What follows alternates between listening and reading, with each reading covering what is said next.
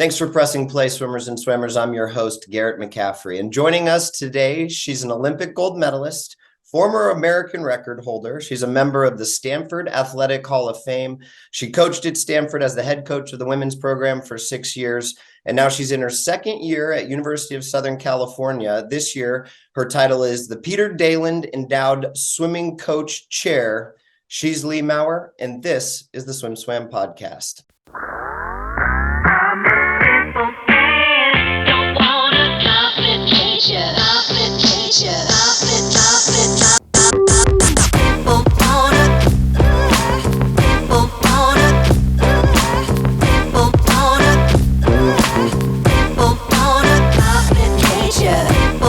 Thanks so much for joining us. Let's start with that title. Is this the first year that they've used that Peter Daland Endowed Swimming Coach Chair title? As the first to my knowledge, I was informed that I needed to add it to my tag. And like you said, it's a mouthful. You nailed it. But it's exciting to be supported by the Trojan family and to feel as if there are people who are investing in the program and making sure that it's reaching its high point.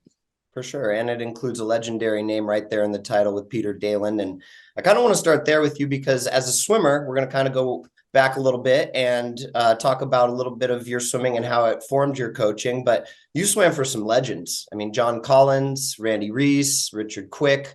How did those coaches impact your coaching? Massively. All three of those coaches have led to a big component of my coaching and my swimming. I think for John Collins, I obviously swam for him from a very young age and to a very old age. I think one thing that he's instilled in me is kind of that little fish, big pond feeling, as if always, we joke about the pinky in the brain, feeling as if, I did nationals and I never was reaching my goals. And I, in a moment of frustration, asked him, how do you keep training me? And he said, it's the same, the pinky and brain at the end. They say, what are we going to do today, brain? And pinky says, or pinky asks, and brain says, same thing we do every day, try and take over the world. And John said to me at one point, every day I come in and try and make you the best in the world. So whether you won nationals or you got 11th, my task today is the same. So I definitely have that in every workout that I come through or is feeling like I'm trying to make my athletes the best in the world in every opportunity. Randy Reese, an innovator. I still call him. He'll probably be tragic that I'm admitting that he fields my phone calls, but he's a brilliant mind. I think he's always doing, people say you need an engineering degree to understand my workouts. And that comes from Randy Reese. In planning this year, I reached out to him a lot, just feeling as if we want that collective good, but the individuality, and feeling as if we do different pool lengths and different, feeling like we're attending to all the pieces of swimming, short, like sprints, middle, distance, IM, underwaters, all of that. So he's an innovator, trying to problem solve, feeling as if there's always pieces of workout where people feel their strength and are attending to their weaknesses. That's a big part of my culture, and that's born out of my experience swimming with Randy. And then I think Richard was model what you expect. So if you want athletes to show up early, you show up earlier. And he always was equally as committed and engaged to workout. He was all in from the 15 minutes before to the 15 minutes after. So all three of them hold a huge piece of my heart and inspire me, still. It's awesome. You could tell that you put a lot of thought and, credit towards those coaches and how they impacted you. As you had such success as an athlete, how does that impact your coaching, good and bad? I think, as a coach, there's a lot of people early on that would knock that very few good swimmers were good coaches. Maybe I wasn't that good because I think I was a big student of the sport.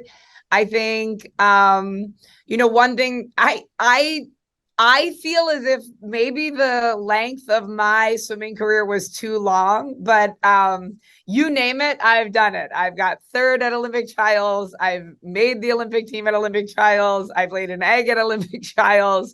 I have won NC2As. I have failed gloriously at NC2As. But I think the differentiator is I love swimming. I love the Olympics. I love the sport. I have a healthy-ish relationship with the sport. And I'm really happy with that component of who I am as a swimmer. People laugh. I got fourth in the 200 back. I might be the only individual who talks about getting fourth and has some pride in it. I just feel really strongly that I want people to love swimming, feel really proud of what they've done, and have a healthy relationship with themselves, the body, the sport. So I think I have, like a lot of experiences to draw from and a lot of joy to bestow and feel as if there's a lot to be proud of and to achieve, of course. But I think that's one of my gifts, is just feeling as if in the end, I want them to stay connected and feel really good about what they did and the sport, that they come back and feel good about watching the Olympics and be proud of whatever they did, whether they made it, they didn't, what have you. We should enjoy watching Olympic swimming no matter who you are. For sure. And you took your love and passion for the sport after you were done competing. And initially, after a year or two at Northwestern as the assistant at the collegiate level, spent some years coaching high school and had great success at the high school level. What does that type of experience give you that kind of forms a little bit of a foundation of your coaching as well? I think one of the best anecdotes was if you could make those high school swimmers, and some of them were football players, swim fast, you'll be able to teach talented people to swim fast. But I think probably just, taking some people that were more, land lovers and making them aquatic, feeling as if you had to invite people to scull or get a feel for the water who weren't water babies, and building teams and just kind of feeling as if I sharpened. I definitely, those are growth edges in terms of how do you get people who are a little more raw and get them to finesse their way and to work as a collective group. Was it then a huge contrast to then jump to Stanford, where a lot of those athletes come in as some of the best in the country? And your 6 years, you had amazing success. You put women on the Olympic team, won Pac-10s or Pac-12s. I'm not sure exactly where it was at that point. Sorry. And then, top 2, top 3 finishes, a bunch of top 5 finishes at NC2As. It was a wildly successful run at Stanford, but does it get overshadowed by kind of the reputation of Stanford swimming at all? I don't know. I mean, no one really remembers if you go back to the Wayback Machine, but there's a reason I got the job at Stanford. It wasn't the highly coveted position at that time. And in that moment, I loved Richard, and he made me great, and we had phenomenal swim teams, and I loved Stanford. But I did have a specific goal of going to Stanford, returning them to the top, and then helping those young women own their sport. For a big part of my coaching is to feel as if that last 15 meters, it's all you, and it's your win and your sport. And I love Richard, but I do think that there was a component that it was a lot of responsibility and ownership on him. And I thought I could deliver that last 15% to the women on that team, where they owned their sport and felt very proud of the gifts that they were given and how I could help them see it to fruition. So when I went there, I really went in effort to give back. So many people gave to me, including Richard, and made my life into one that is pretty spectacular, one where I feel like I am passionately pursuing life and have a lot to be grateful for. And I wanted to feel as if I I pivoted the culture a little bit and helped them to kind of achieve their goals. So it wasn't that different. It was, again, kind of every day, just feeling like iron sharpening iron, feeling as if how were we working together. But that's like probably the biggest piece, is feeling as if that ownership and pride in the sport, and feel, but that's an interesting pivot, because I remember we got to NC2As and I was like, you're ready, you've got this. And they're like, what? Do you have anything else in the bag? Like any tricks or sticks? And so it was pivoting a little bit. And maybe the first year I needed to sell that a little bit more, where I think they were hoping that, there was some magic, and we just had to kind of change the narrative that, hard work pays off, teamwork is valuable, versus believing that it was something other than your own, individual sport, and feeling like you had total control over what you did in that lane line. After your success at Stanford, it was a couple years off of the collegiate deck. What was keeping you busy through that time? Gosh. You found your way back to the deck. Gonna go boneless. Oh, well, the exciting piece was I was the volunteer assistant for Stanford water polo men. And that was my lifeline. And talk about sharpening my skills. If there are individuals who do not like to swim, it is water polo players, which is ironic, because I think it will help them. The thing that saved me, because swimmers might get angry, but I don't know how many swim coaches have been throat punched, but there were definitely water polo players who I had concern that they might actually throat punch me. It never happened. And they're pretty big guys, but they would call it bangers, where they're just like, that is a banger. The thing that saved me with the men's water polo players is they liked their bodies by Lee. So they shredded pretty nicely from the swimming. And that was a saving grace. So that actually was really intriguing for me. I think we had a lot of success. They did not like swimming. I had to be even more creative, again, drawing upon Randy, Reese, maybe a little less on John Collins when I was training the water polo players. But again, feeling like, cutting through the water versus like craving resistance, getting those big guys to control their heart rate. That was exciting. And I love kind of the science and kind of the puzzle piecing, in terms of how to get them to work and how to invite them to kind of figure it out. What drew you back to the swimming deck? So it was about a little over a year ago that you were named the associate head coach there at USC. What drew you back? Yeah, so COVID hit, and we had already been in the house at a level. I'm not a house cat, I'm an outside person, but in Chicago, you live in your house a longer portion of the year. And COVID hit, and there was basically lockdown saying, don't leave your house. And my in-laws had an apartment in Naples, Florida, and I declared that I was driving to Florida in the car. And my family repeated the mandate of, I don't know if you heard, we're not supposed to leave the house.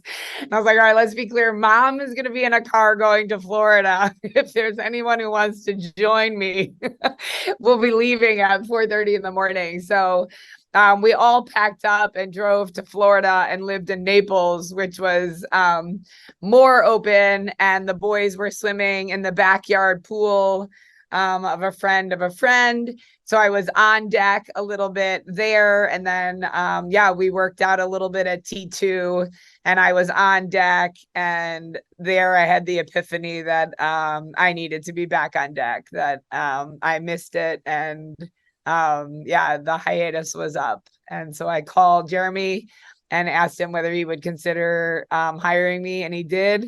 And it was $39 a ticket to fly from Chicago to Los Angeles. And I think we were the only 4 people on the plane. And I was the only individual who was totally giddy about it. I think we were going straight into the apex of COVID. And they were like, any concerned, Mom, that we're the only ones flying to LA and it's costing us $160. And I was like, nope, all good. All signs are go. So I have resilient kids and a resilient husband. Yeah. In hindsight, not necessarily, the worst decision. That was probably a safer time to fly than even right now. But Right. did your whole family end up moving out to LA for the job then? Yes. Luke is at Stanford, so it was short term for him. And then Rex was going to swim at Rose Bowl with Jeff Julian and go to Loyola Jesuit High School, about a mile and a half from here in Los Angeles. And then Eric was able to work from home. That's awesome.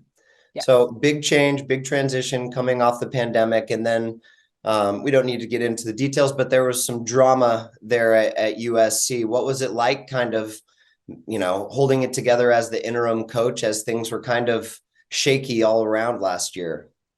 I should have used you. I mean, I think the thing that was amazing about last year, or beautiful about last year, was it was more like Groundhog Day. And again, John, did challenge me to kind of come in and be the best of the world every day. But I'm really protective of the dream space of the pool. It was such an empowering sport for me. I didn't come from much money, and swimming was just a place that I found my power and was able to just really recharge and find kind of what's right in the world. It was a very empowering sport for me just as a human and an individual. So I'm really protective of that space with athletes. And so I think we did challenge ourselves and we did execute. And I hope we can continue that this year, just that Groundhog Day approach where it's just every day coming in and just getting a little bit better and knowing what you're in for.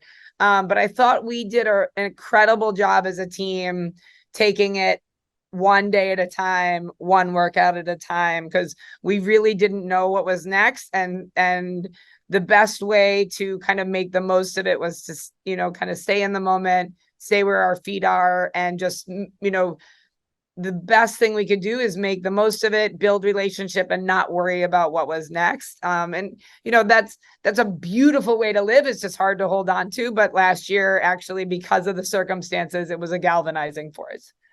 Yeah, I think, trying to use that as the driving mission for yourself and as many people who are getting on the bus as possible. But when you're trying to get 50 to 60 young teenage to young early 20 adults on that same bus, there's got to be a little bit of, pushback and stuff like that. What was the toughest part kind of going through last year and maybe making some tough decisions? Were there, people who, I don't know if there were transfers or cuts that had to be made, but when it came to like just making sure the culture was everybody is on this bus or not, did you have to make any tough calls?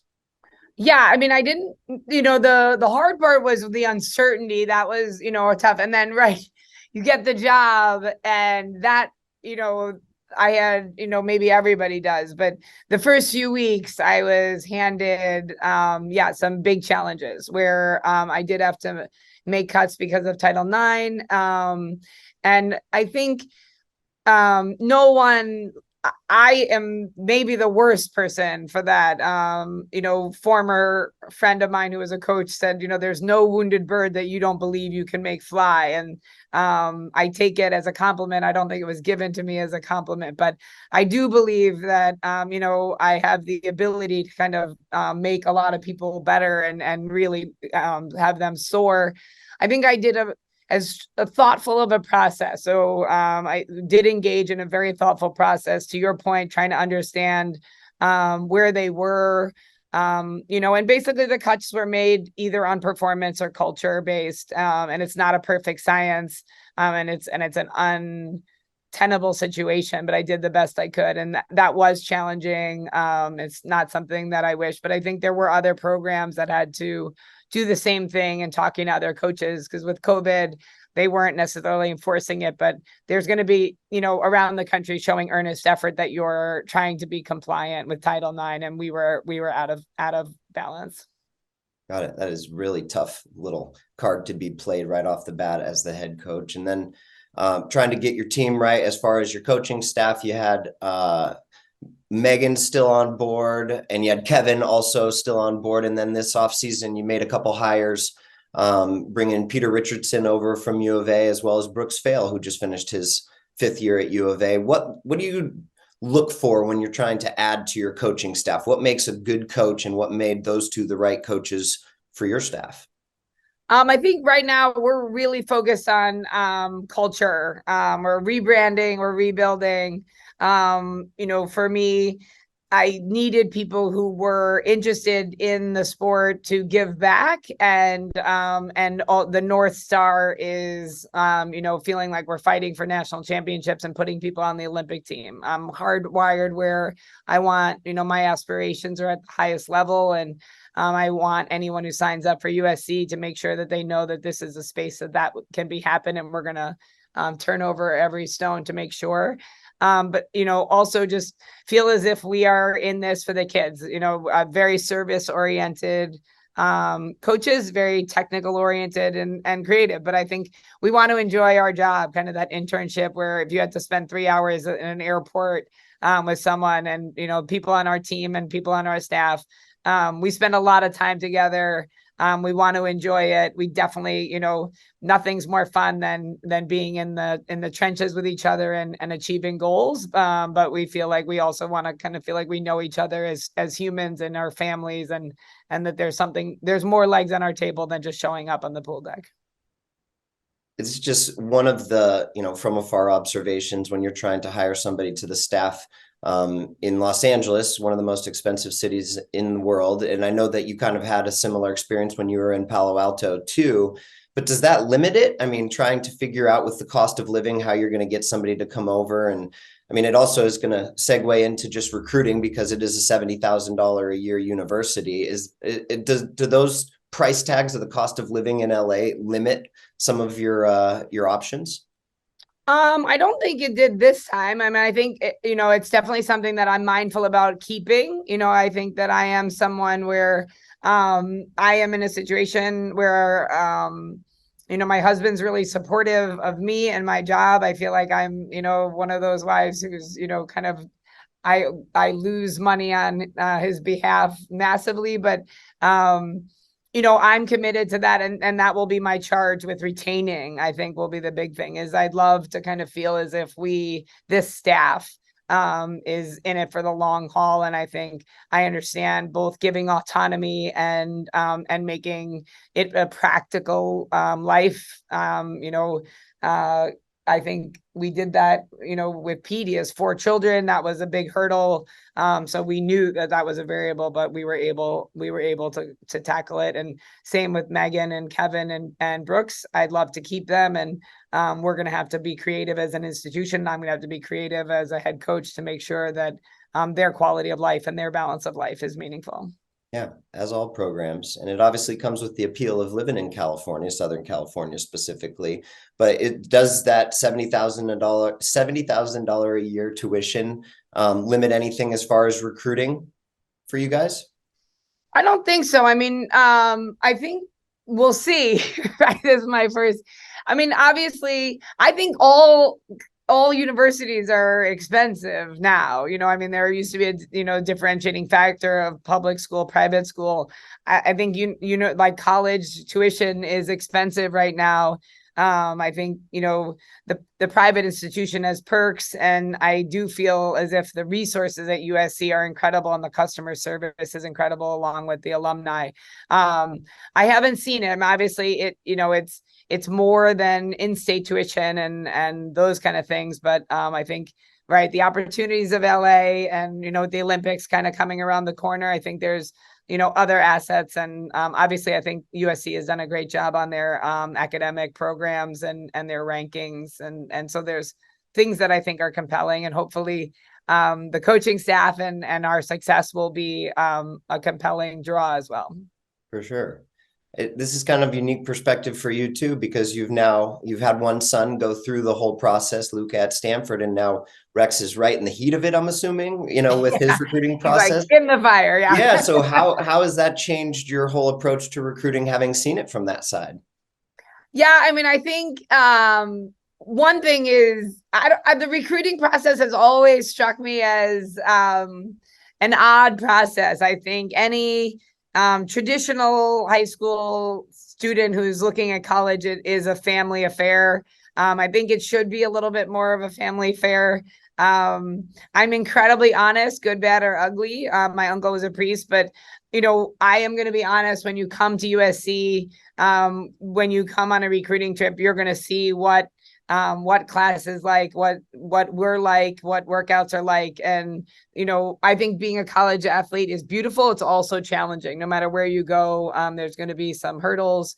And so I think with my sons going through it, I just understand it's complicated. It's really early right now.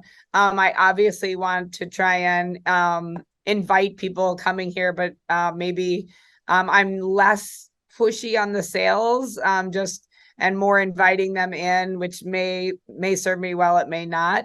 I just think from my experience as a mother watching my kids, it has been a complicated process. It's a high class problem, but it's a big decision. And I feel as if kind of letting the student athletes know like as best they can what they're signing up for, and being transparent on that. I'm a big believer that that's kind of what I should do as a human, and feel like we're engaging with the parents and the kids, because I'm not sure it's a fair negotiation for whatever a 51-year-old parent to be kind of outwitting a 17-year-old. Yeah, I bet you offer, great perspective for those parents that definitely relate, obviously, because you're right there in that seat with them. How does the move to the Big Ten? Let's talk a little bit about that first, with how it kind of affects recruiting. Are you getting a lot of questions about that from recruits right now? It's actually been, I probably need to pivot a little bit. I'm having, a little bit of, I'm glad I have 2 more years in the Pac-12. I don't know how my peers in the Pac-12, my son wears that Back to the Pac t-shirt like every day. He's like, hey, mom, back the pack. Yeah.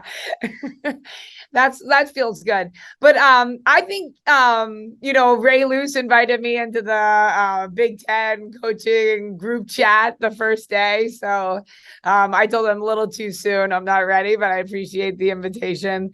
I think from the recruiting standpoint, it's actually been really popular. People, have a little bit of concern about travel, but maybe it's opening up LA to the Midwest and the East Coast. Parents are excited that there will be closer on 1 or 2 occasions, and maybe they're like easier to come and watch. They'll probably still come out west. That's usually people come in January, come back to California. But I think, it's an exciting move. And I think it probably, as a coach, it will serve men's swimming. I think I'm worried about, Olympic sports. And I think the Big Ten is one where they are going to be supported, and like financially, it's a better situation for in that regard for me as a coach. So I appreciate their courage and jumping into the Big Ten. Yeah, it's going to be a fantastic conference meet in 3 years when you guys make that jump. Is the biggest obstacle, though, just the travel for a non-football team, where you guys are going to have to move your whole team across the country for dual meets and figuring out how that works with class schedules and stuff? Is that the biggest obstacle with this change? Yeah, I think that's one of the obstacles. I think also I love the Pac-12, but it's not an electric meet. And in some ways that's endearing to me. There has always been, like, it's a competitive meet. I think there has always been, a lower energy, and there's some, like, I guess my belief that helped people gear up for NC2As. And then, it will be different. I think the Big Ten will be more electric. And, that will have pros and cons. That I think it will inherently up the excitement and the adrenaline. And then there will be some kind of readjustment on how do we kind of rebound from that into the NC2A, which in some situations might not be as energetic as the conference meet. That's never been the case at the Pac-12. Did you find out, like all of us, through the news, or did you get? I got my text from former I don't know, people just my phone was blowing up, so I found out probably after you did. Yeah. So that kind of gets us all up to the moment. And now I really kind of want to just nerd out a little bit on coaching, if that's all right. Just talking about, you guys are in your second week of 20-hour practices. What's the focus right now? Have you broken up into groups yet where you're getting specific with stuff? Not yet. So our first 3 weeks, maybe 4 weeks, we're going on a retreat this weekend. But right now we're focusing on technique, culture, and fitness. So we're in the weight room 5 days a week. We're doing circuit twice and traditional weights 3. And, basically we're just making sure our form is good. And then the circuit is more bodies by Lee. We're shredding a little bit. If there's mostly technique. If there's work being done, it's probably more in kick. We did do a banger and they thought an IM free set. I'm not convinced. Long course in the morning, short course in the afternoon, challenge sets Wednesdays and Saturdays. Challenge set right now is, I would say in quotes, but that's kind of where what we're doing right now. And then, the groups, that's going to have to be a chart for me.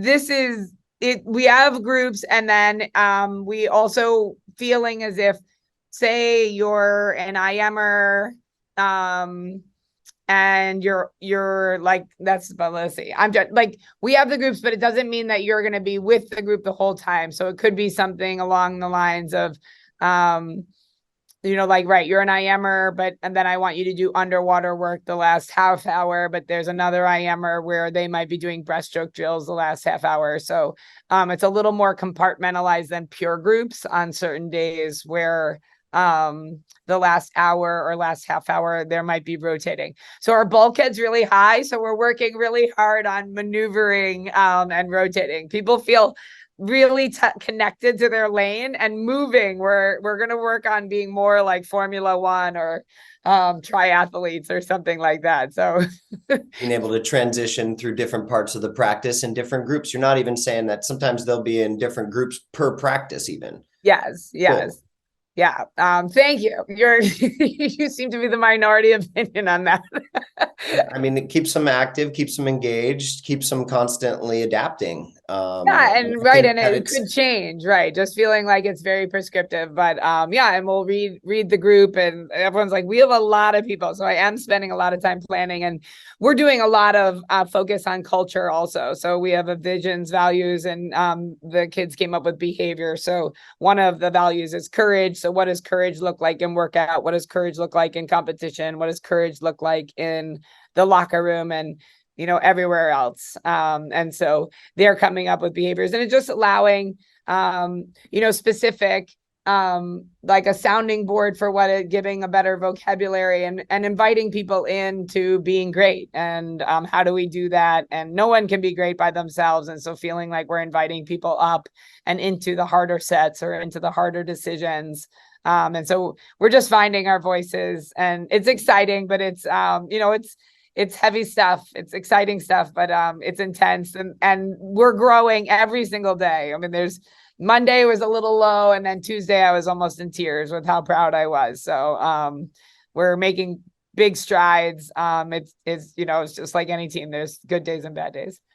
How do you have those discussions? Is it a team meeting? Is it an organized event? Like, obviously team bonding and culture are a big piece early in the season, but I mean, let's get into the nitty gritty. I mean, how do you do it? Because just sitting together in a circle and saying, all right, talk, doesn't necessarily always lead to the conversation that you're looking for. So how do you lead that culture, but at the same time, allow them to have their input in it?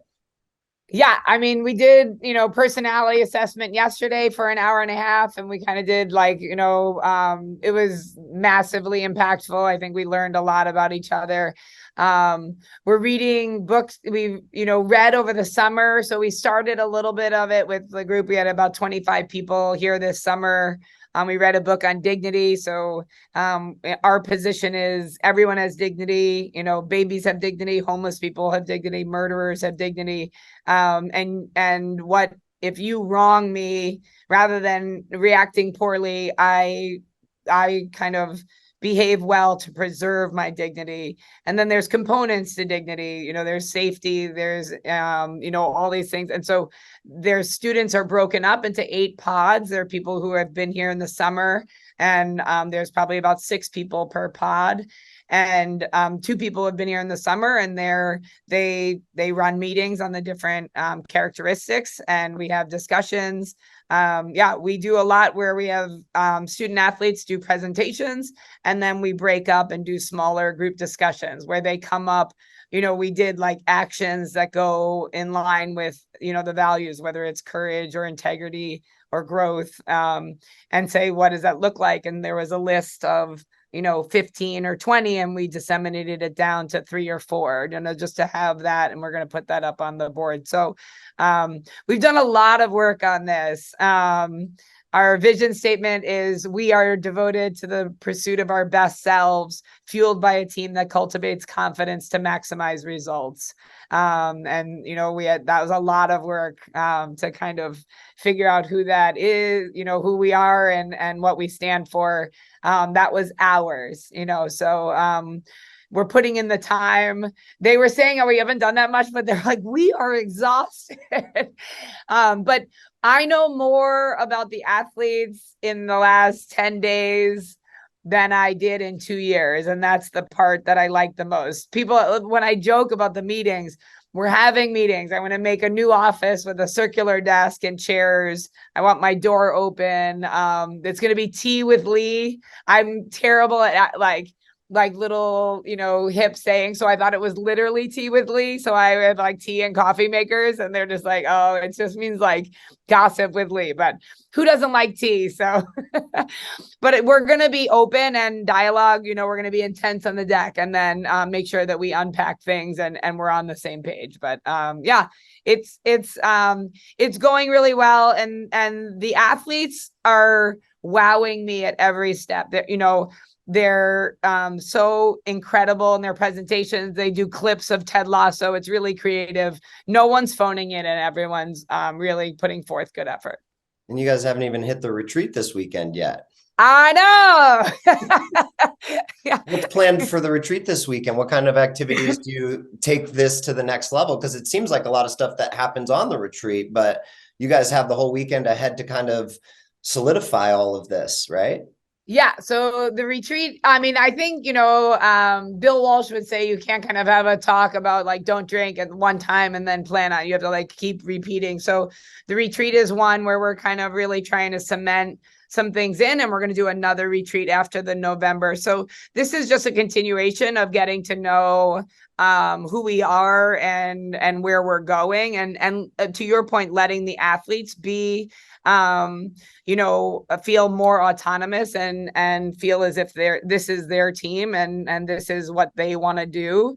And then I think, moving into November, we'll have better color on, now we are united as individuals and we are connected. And then now how do we kind of really pivot into the championship season and feel like we are sharpening our edges in terms of performance? How does this translate? How does this connection and this character translate into high performance? It sounds like great foundational stuff, Coach, where a lot of times coaches want to just get going, especially with the preseason. But this is the kind of stuff that really sets a season apart, really kind of sets the foundation for it all. I do want to ask what the banger IM set was from. I'm embarrassed to admit it was not bad. Well, then give me a good banger, a set that you guys have been doing, because that's what a lot of these podcast listeners love. And I know as a coach, I definitely love hearing about good sets, even if it's not something that you look at as needing an engineering degree to be able to decipher. Yeah, this one, I think I'll just have to it was long course and the pool was hot. So that was like one variable. But it was I'll tell you what we did. So we did 400 warm up with the snorkel, and then we did 6 100s long course. So we did 130, 125, 120, 125, 120, 115. We did 450s kick, and then we did 450s where it was 15 meters underwater, 20 meters body line, and then 15-meter build. We did 4 of those, and then we did I think it's 1,000 kicks. So you do 250s kick on a minute, 2 on 50, 2 on a minute, 3 on 50, 2 on a minute, 4 on 50, 2 on a minute, 5 on 50. Then we did a small reset set, and then it was a 200 free, 200 IM, 200 free, 200 IMs, 200 free, 3 200 IMs. And we ended with a free stroke drill set. So the 200 IMs right now, long course, yeah, they felt like that was a little dirty. Yeah, that's a lot. That's how they get those bodies by Lee, though, right? Yeah, that's how you get bodies by Lee. Heart and lungs. Awesome. Well, Lee, I really appreciate your time today. It sounds like the season is off to a great start, and you're doing a fantastic job kind of setting the tone for that. So thanks for cutting out a little bit of time for us at SwimSwam, and best of luck going forward in the season. Thanks. Always love it. Right on.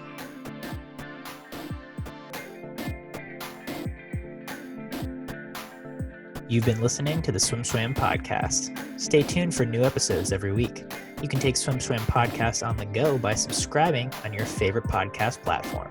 Look for links in the description below, and be sure to subscribe to our YouTube channel for more videos as well.